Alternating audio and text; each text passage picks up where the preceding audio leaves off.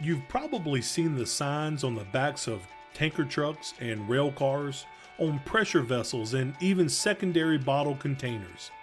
Hazardous communication, or HazCom, is how the hazards of a chemical are communicated to people. Being an employee owner means that you are included in the HazCom program. You have the right to know the hazards of the chemicals that you are working with. In addition to labels on containers, safety data sheets, or SDS, contain all of the information about chemicals, including the signs and symptoms of exposure, first aid and CPR measures, as well as firefighting methods and required PPE. You can obtain copies of the chemical SDS as well as our written HazCom program by asking your supervisor. The Globally Harmonized System, or GHS, is an international approach to hazard communication, providing the agreed criteria for classification of chemical hazards and a standardized approach to label elements and safety data sheets. It was developed by the United Nations, and the GHS is updated every 2 years.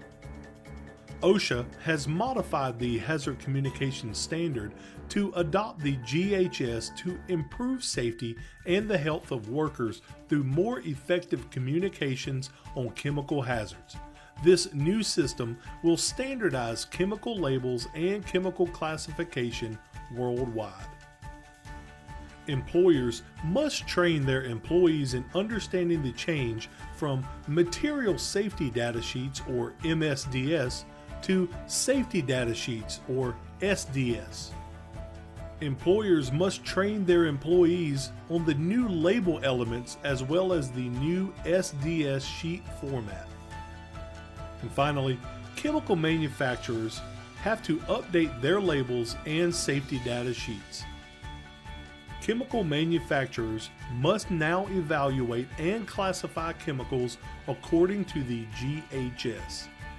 GHS classification system recognizes 2 categories of chemical hazards: health hazards and physical hazards.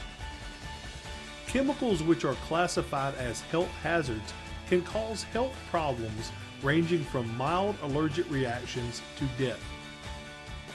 Physical hazards threaten worker safety and create or contribute to unsafe conditions, for example, fires, explosions, and chemical reactions.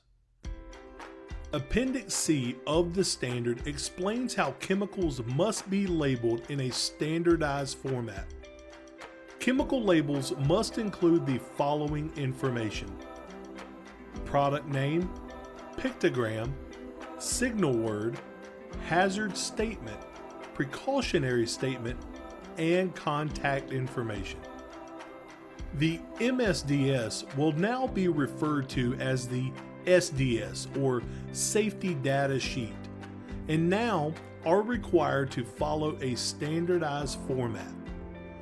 SDS sheets will contain 16 numbered sections in numerical order. Some of the information included on these safety data sheets is identification of the chemical, hazard identification, stability and reactivity of the chemical, ecological information, disposal considerations, first aid, and firefighting measures. On chemical containers, pictograms are used internationally to clearly identify the health and physical hazards of the product. 5 pictograms are used for physical hazards, 4 pictograms are used for health hazards, and 1 pictogram is used for environmental hazards. Pictograms for physical hazards include explosives, flammable liquids, oxidizing liquids, compressed gases, and corrosive metals.